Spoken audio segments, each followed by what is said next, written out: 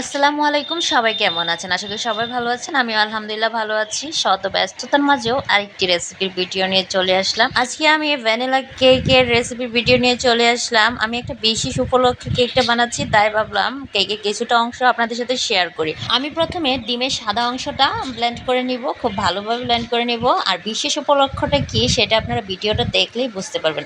এদিক দিয়ে দেখুন, আমি কেকের অংশ ডিমের অংশটুকু ব্লেন্ড করতে করতে এদিক দিয়ে দেখুন কারেন্ট চলে গেছে। তো দৌড়ে আসলাম ছেলের কাছে, এসে দেখি ছেলেটা এখনও ঘুমিয়ে আছে। ডিমের হলুদ অংশটুকু দিয়ে দিলাম, কারেন্ট চলে আসছে তাই ডিমের অংশটুকু দিয়ে এখন আবার ব্লেন্ড করে নেব ব্লেন্ডারে।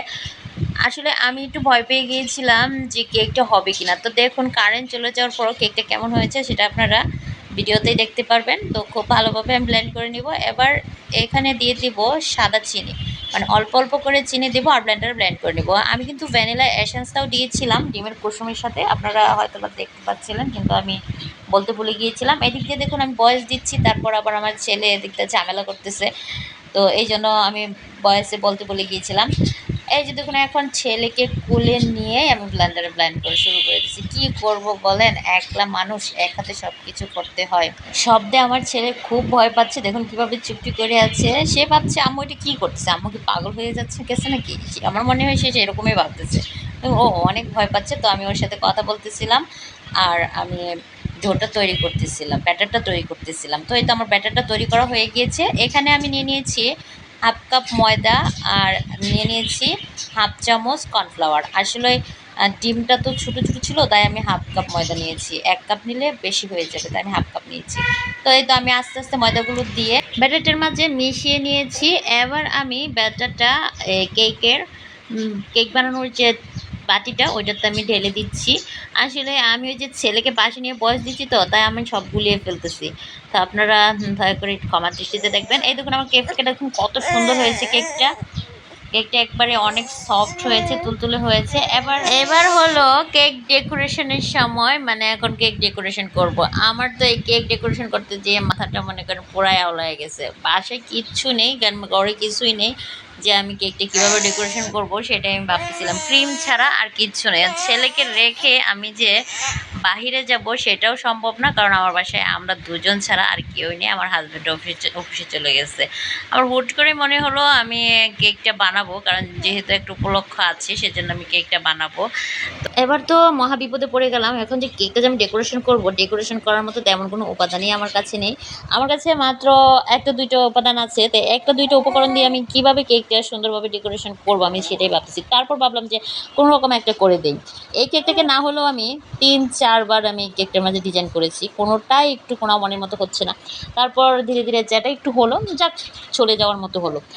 তারপর ভাবলাম আমরাই যেহেতু খাবো তাহলে একরকম হলেই হলো, সেটা ভেবে আমি ডেকোরেশনটা করা শুরু করে দিলাম। তো আমি পাইপিং জেল দিয়ে ফার্স্টে সাইডের কর্নারটা করলাম, করে তারপর আবার মনে হলো যে না ভালো লাগছে না। তারপর এই সাইডের কিনারে পাইপিং জেলগুলি দেওয়ার পরে পরে যখন ভালো লাগলো না মনে হলো, তখন আবার আরেকটা ডিজাইন করতে চাইলাম। মানে সেই গুলি মানে এলোমেলো লেগে গেছে।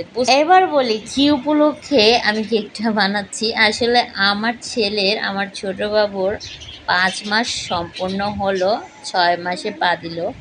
তো 29 তারিখ ওর 5 মাস সম্পূর্ণ হলো, ও 6 মাসের যাত্রা শুরু হলো। সেই উপলক্ষে আমার মন চাইলো, খুবই মন চাইলো যে আমি কেক বানাবো। এখন মন যখন চেয়েছে বানাবোই, এটাই হলো কথা। আসলে আমি অনেক ব্যস্ত আছি, অনেক ব্যস্ততার মাঝে কেকটা বানাচ্ছি। তাই হয়তো বা মাথাতে তেমন কাজ করছে না। আর যদি এত বেশি ব্যস্ত না থাকতাম তাহলে কোনো রকম কষ্ট মষ্ট করে বাইরে গিয়ে আরও কিছু জিনিস কিনে আনতাম। আসলে অনেক ব্যস্ত, বাহির থেকে বের হওয়ার মতো কোনো উপায় নেই, খুবই ব্যস্ততার মাঝে দিন যাচ্ছে। তো এই তো আমি পাইপিং জেল দিয়ে, তো আবার ভাবলাম যে পাইপিং জেল দিয়ে এই ডিজাইনটা করি। পরে দেখি না খুব বিশ্রী লাগতেছে এই ডিজাইনটা। তারপর আবার এই ডিজাইনটাও আমি বাদ দিয়েছিলাম। বাদ দিয়ে তারপর আবার অন্য ডিজাইন করেছি।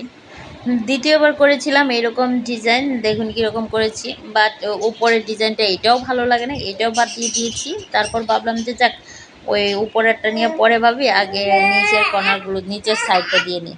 আমার কাছে ভিডিও এডিটিং করা, ভিডিও করা, ভয়েস দেওয়ার মতো একদমই সময় নেই। তারপরেও যেহেতু চ্যানেলটা চালাই সেই সুবাদে আমি একটু চেষ্টা করি ভিডিও তৈরি করার জন্য।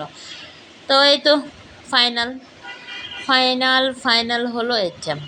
তো মনে হলো এটা একটু ভালো লাগছে, কম দিয়ে চালিয়ে দিয়েছি।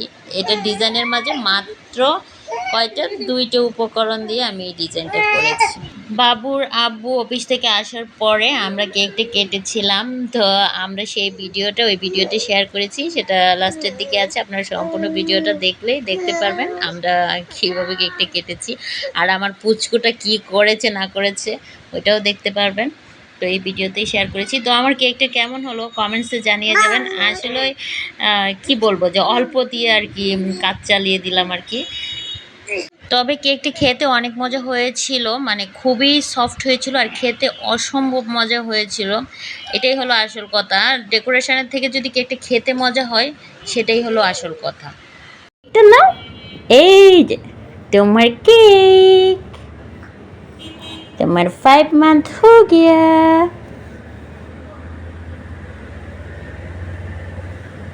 আমি ছবি তুলতে তুলতে আমার ছেলে কেকের মাঝে দিছে এক থাপা মেরে কারেন্ট চলে গেছে। কেক কাটতে হবে, cake cake cake cake cake cake কাটতে হবে।